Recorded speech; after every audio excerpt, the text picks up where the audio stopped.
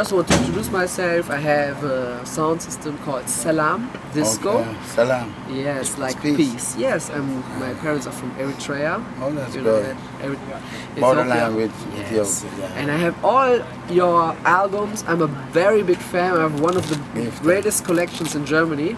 And of course, I bought your album. Whoa. Give Yes, thanks for of the support, course. man. And I have some questions. If you don't want to answer that questions, because I'm a really big fan from the start. I know all your albums, Give thanks. Messenger and Moving Up and Yeah, all that stuff. yeah, man. So if you don't want to answer, just say that's private. I don't want to Yeah. answer because I'm a big fan. So I have some special questions. Okay, just to Go let ahead. you know. Welcome to Sky MP3, Sky MP3. We have here Jeff the Clement, aka Luciano, yeah, from Jamaica. Yeah. Give What- thanks. Where you come from, Jamaica exactly? It's a parish called Manchester. Yes. It's a central parish in Manchester, up in the hills. Okay. Up in the hills where the river don't cold. Very cool place. Yes. Yes. Place called Manchester. Yeah. You wrote a song called Over the Hills. Yeah, Right. man. Has this to do with this place in Manchester? Yes, that's really a part of my. Every time I talk about recreation and finding a place to recharge my battery, that's definitely a place I go. Davidton, Chantilly. Cooling on the rock, Yeah. like Lee Perry said. Yes. Okay, now you have out your new album called Rubber Dub Market. Yes. I was very happy with this title because I'm a man from the old school, Yeah. and I love this Rubber Dub times. So what is this song about, Rubber Dub Market? Well, really, Chief, what we want to achieve with this album is to restore the roots back into the dancehall, because we find out that most of these music coming out nowadays, it's really too commercial and they're not really elevating and inspiring the youths out there. So we want to bring forward the message, even though we can still be DJing, you know. Carry me music go Rubber Market, and the music sell out. Carry me music go Rubber Market, and the music sell out. Some artists nowadays, he look like a gaze, them a gaze. They making music to gain some fame, but that is all in vain. Cause when Messenger and him crew touch down, as you keep worries in town, we lick them with rap power and sound. Roots and culture with the crown. No for them a push bad vibes and them now will no rem. Them a go like them a the root, but them a the branch and stem. Them shoulda know we root and all from way back when. Yes. Them know that Papa Lucci is a living legend. Them can't take the fire when Jah Messenger said. Say no for them come here and deceive their children. Say listen to me enemy and listen to me friends. Say me burn them and scar them again. So the boys, Yeah, read the boys want to show them say we have versatility too. Of course. And we could be, because I used to DJ before I started singing. As we find out, you were a DJ, yes. And let me ask you about that times when you started as a DJ and as the time were called Rubber Dub times. How did you came into the business? Who was it with Fatis or But before- how did you? Before I met Fatis, I see you know a lot, you know. I see you study the thing, you know. Yeah. And I'm very impressed that you know so much about me. Respect. Yeah, of course. I'm I see one you've of done big, your homework. I'm a big fan. Yeah, It was. man, give thanks. It's a blessing for me to talk with But you. I started doing some dub plates See. for Kilimanjaro son. So Jaro, yeah. I became really active in the dance hall, singing dub plates for sound But system. Jaro is from Kingston. Yeah, but Jaro, as I said, when I came to, after I graduated from high school, I couldn't get no job, so I went to Kingston looking for a job. Yeah. But before I went to Kingston, I went to the marketplace in Montego Bay selling oranges and ice cream cakes. Mobay. Montego Bay, yeah. And then I left there after doing about 3 years in the market circuit. That's a nice argument too. Yeah. 3 years in the market circuit, and I realized I have to head forward to Kingston to get myself connected with the music. Because in Kingston, that's where the studios are. In Montego Bay, you couldn't find no real serious studio, no producer much, so we have to find. Kingston is the place. So why didn't you start out as a preacher man? As I know, your family, your My parents were very Into the church thing, into yeah. the church thing. Father was and even your evangelist. lyrics, everybody should know it's very conscious and it's about. Well, I believe that in many ways I'm a preacher in my own right. Yeah. But I do it with melodies and music. Yeah. Because nowadays, when you go to a church, even many of these pastors and preachers nowadays, they have a nice band and their rostrum and their altar, and they play the music and touch the people, because I find a church without music is no church at all. So my church is my music. So when I go there with my sermon, I deliver with the people. When I sing song like, this one for the leaders, I'm gonna sing song like, sweep over my soul. Yeah, Everybody church. knows this song. Yeah, So man. it was a chance for you to connect your religious beliefs into music? Yeah, honestly. Or did you first make some music that was slack or something like DJ, No. like thing, you know, that times then with Buju, with all that stuff. It was another time then with Ninja. Today you were singing reality, yeah? Yeah. And you were singing some song from Ninja, man. So Well, at that time, how did you feel? no- Because you are the one who started the cultural thing, that in my opinion. That reality was, I think, was Shabarangs. Shabarang, It's reality. Them Shabba. bug about the mind, But what and did it is you some of them sing today? and still acting blind. It was Shaba. Yeah, What you Shaba. say? Ah, yeah, Shaba, oh, yeah, Shaba. yeah, Sorry. Shaba, yeah. Nice. Okay. But as I say, even Shaba have some great powers, you know, so we can try to get a little from everyone. We can learn something from everyone. That's why I say we're not really treading down the dancehall, because the dancehall is also an expression, a place of expression where a lot of youths from the ghetto and thing come and express themselves. Yeah. But it's only that some of these youths nowadays, they lose their respect for the elders, because if you can chat all manner of evil things. So what you say, Robert Market, hooligan? Yeah, man. Yeah, Too much yeah. hooligan come in the thing now and try if you come mash up the business and talk all manner of evil and don't and disrespecting the woman and all that. I don't stand for that. So the cultural movement was not only about you, as I know also it was Shaba who started it too, and Garnet with Michael General, your brother. Yeah. Huh?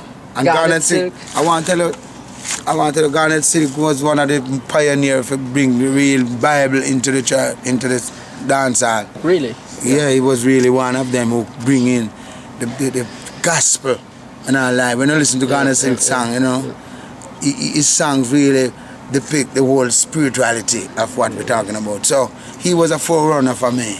Oh, really? Yeah, I have to give What time, about because Coco T? after he passed away, when Garnet Silk passed away, Yeah. Coco T is a real, he's a maestro at music, and he sings all different types of, sing cover version, he sing nice cultural, he sing some real revolutionary music. Yeah. But I think he is more of a melodious singer, more than I see Garnet Silk more into the Bible and more spiritual in the sense. Yeah. You know, connecting with. Yeah, but you're right. It chanting the was in songs. '94. It was the Garnet Silk move. It's 94, growing. Yeah, This- all right. Yeah, I remember that time Yeah. when the 3-4 albums came out. It was Garnet Silk, and after that you came up with Moving Up. Yeah. That's right. You're really Yes. picking up. You're really Yeah. I But remember. the it. last show that- But Garnet Silk passed away soon. So before I get there was one last show before Garnet Silk passed away, because he and I were good friends. We used to go to his house and check with him, and we meet at the studio and we talk. So we had one big show in Mandeville at this time when he passed away, and it was my performance, and then he would be the one to close it off. But when we were there waiting on Garnet, the very night when he should close it, we couldn't see Garnet. And then when I came out of the auditorium and came on the balcony, I was looking across at field, because it was in Mandeville, and I could see a fire burning. Yeah. And I said, man, Sure. and I didn't even know that it was Garnet Silk in the fire at that time, because we see a fire in the heavens, and I said, well, we had to look like them burning cane. Now I look like cane fire, you know. Yeah. But when I check it out, it's Garnet was in the fire. Yeah, he wanted to help his mother, and Yeah. we know that the story, and the gas then explode. So and I believe that it was a sign for me that I should really take heed and take up the baton from there, because from then on I really realized that there was a void for the cultural music and the spiritual music, and so I took it up seriously. Because I used to sing 1 and 2 little ballads, and because even when I did Shake It Up Tonight, it was a big song for me on Big Ship label. You made your Big Ship label, yeah. Yeah. It was a big hit in England. Yeah, Up Tonight. for Yes, about 8 England. weeks. Yeah, man. Yeah, And man, the we number know one that, position. yeah. So when I did a song like that, it was really to get the people attention. Yeah. Kind to show them that I know songs and I know melodies. But after a while I go off into my own writing, because I have so much things to say, as Bob Marley would say. So you write all these songs yourself? Yeah, man, I write most of my songs. I Even will invite New writers. Day you make with Cannonball. Yeah. New Day with Dean Fraser. Dean Fraser, Yeah. yes. Most of my songs I write. I will invite from now on again. From time to time, I will invite writers like Dwayne Stevens. Okay. To write a song for me. Taurus Riley did. He wrote Navigator. Okay. I'm on this battlefield for many years, still I never get weary. That was written by Taurus Riley. So yeah, you think about it. How I approach my music, I don't really make it look like say no one can give me inspiration, because people out there who love me have a vision. Sometimes they get all songs through their dreams and they come and say, "Boy, Luci, I get a vision that you should be singing this song," and they give me the melodies, and I work with it because we are all in this thing together. Yes, of course. Even a lot of people are trying to copy you in your style. Oh, we have some people who have tried to sing in your style, even Luton Fire and No, so. I like and this one from J&D Records, Nah, the one hold with on, the I will guitar. tell you, man. Before you even go there, I will tell you that man like Bushman is a Bushman, well, of course. very perfect voice of mine, because I tell you honestly, he's a very And how talented. do you live with that? It's to me, it's a compliment. Yeah. I take that as a compliment. When I remember coming up, I used to sing like Honorable King Dennis Emmanuel Brown. Of course. So He it's a was, compliment. yeah, you With have my your mentor, voice you know? like Dennis Emmanuel. So if I'm a yes. mentor for Bushman and people like other singers like Natty King and Machete, Steve Machete and all them, man. Steve Machete, yeah. Yeah. I know him. And This one from It's America, J&D Records. There's also another one. and there's Okay. Kush and Daya, man. Yeah, Kushandaya. Yes, very- it's a very yeah, man, nice you're album. really great, It was talented, one yeah. album, but very nice. So let me ask you about your name, You Jefta. should come to the light, Yes, the light sorry. shine on you. Let me ask you about your name, Jefta. What is this name about? I never heard it. It's a in biblical Germany. name, you know. And if you read the Bible, Judges Yeah. 11 tell you about Jephthah. But the spelling is a little different, but it's real Jephthah when you pronounce it, Jephthah, you know. Because my father was a biblical man, he was in his Bible. I used to hear my father debate Bible with other men, like other people, with all pastor and deacon, other people in the church. For one whole day they would be discussing the Bible and before they eat anything. So I know my father was into the Bible, into the word like that, and because of that I have that same passion for the word. Because to me, life don't mean nothing if you don't have the word as your guide. Because to me, the word is the lamp unto our path. Because we can't walk without no guidance, and Jah is our guidance, and he guides us through his words. You know? So you are educating your children also in the biblical, Yes, man. religious way? How you mean, man? I grow them up in that way, and I find that sometimes these youngsters nowadays, they have their own mind sometimes, and they want to go off and might hide and listen to some of that music than what I sing, you know. But if I catch them on a way, I will rebuke them, you know. So how many children do you have? I have 10 10. children, 6 boys and 4 Respect. girls. I you have 2. know? Yeah, man. I have to work on that. Yeah, man, well, you take your time, you don't rush nothing. No. Because I got my first youth when I was 29, almost 30 years old. I got mine with 25. And so. my friends used to tell me that I'm a eunuch or I'm a mule, you know. And I said to them, so you don't know, I have to have a plan. Because it's good to have a plan and a foundation. I love children, you know. But at the same time, you have to be careful because so many things going around now. You have AIDS and all them things. Let me ask you about your African experiences, because this album, A New Day, it was for me really eye-opening, because you talked about the River Gambia. You put your experiences that you had in Africa into your songs, and I hope that many reggae artists will do this more, you know. Sure. So what are your plans for Africa, or will you go back to Africa? What do you want to do? Well, I have a house in Gambia. I have a home there. So even after the tour, I'm planning to go there. From time to time, before I came on tour, I went to Africa. I came from Jamaica and then went to Africa. I was there for about 1 month in Africa, because I'm setting foundation. I want to establish my office there. I want to put some business there. I want to have like a nice reggae club in Gambia. They love reggae too much, yeah, man. I'm going to have also a studio and a foundation where I can teach young youths skills, even how to deal with music and other skills like upholstering, and carpentry and other things. It's like a school. I want to have a foundation where I have a school, a training center where youths from off the street who graduate from school and have nothing to do with their life can come to my organization and achieve something. And we have from time to time, every year, like every 3 months or every 6 months, we have a nice concert, and those who can deal with music and arts come and display their culture and express themselves. I think in Gambia, the Gambian video making, merchandising. I think the Gambian government will also support you a lot, because as I know, the Gambian president's also a big reggae fan. They're playing reggae all the time. It was President Jammeh who gave me my house in Gambia. Okay. Yes. Yeah. So how did I find out? President I don't know. Jammeh is one of the best presidents I've ever met. I've been to many African countries, but I tell you, President Jammeh, he has so much love for the people and passion for the music. He has all the equipment, and every equipment that they can look for to build one of the biggest festivals. The president has it down there. So we have a plan also to make a tour, United States of Africa tour. Of course. And we want to make sure we incorporate all the people from all the countries be a part of this big thing, because this is a time where we need to be lobbying for the unification of Africa, because Europe doing it, them having €1, one currency, one immigration thing, and right now even America, England, France, Canada, Israel, all of them, Italy, the all of them talking about one world order. So we in Africa must be talking about one Africa right now, and cut out the segregation and talk about Africans have to get visa to go to our next country and all them things. And me like a Jamaican like me have to find visa to go and Senegal and all some place. It's a big joke.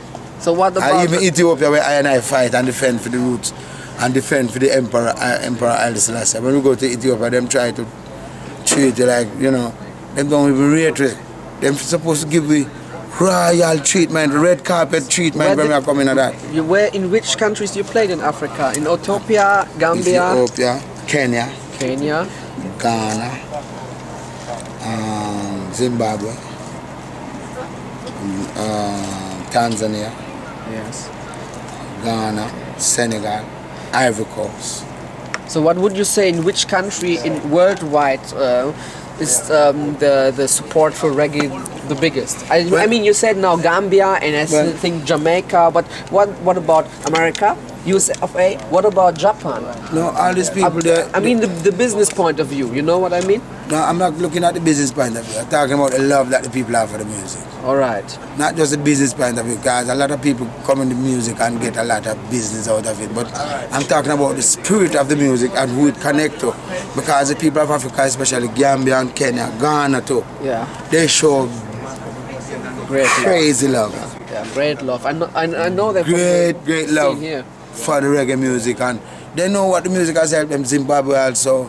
These people know what the music has done to help them. What about Japan? To the tribulation. Japan is another big. There's no doubt that Japanese love reggae music. Another vibration. You know, but as an African, me have to really talk about my going home, repatriation to Africa. And I love Japan, and I love all these. I love Europe too. I love Italy because they support me. They have a strong fan base. And Rotterdam Festival in Spain and all these big festivals. But the message in Africa is a different one. But the people in Africa really want the message.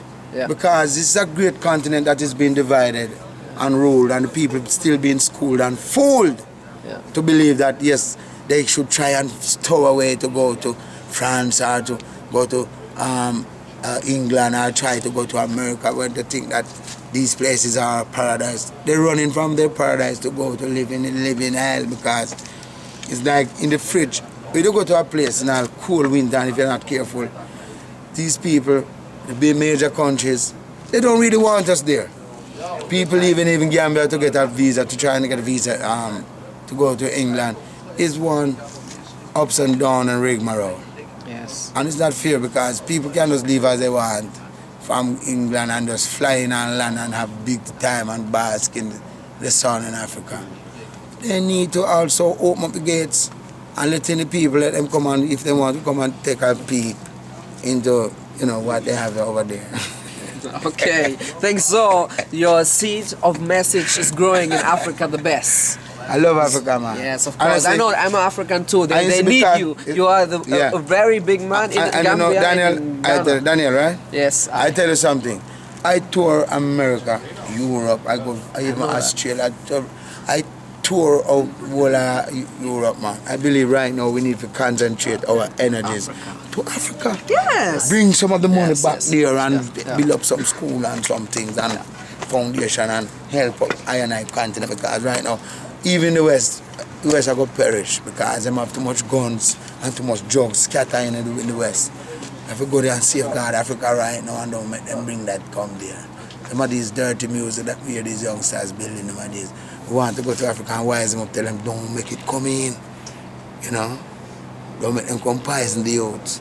All this bleaching thing when I say, I have a new song right now, we are cut the waves right now in Kenya and I'm going good. Talking about identity and singing about the bleaching and all that, you know? Yeah, man. No night in Zion, there is no night there. Class. Hallelujah, there is No night there. Yeah, man, you know it, man.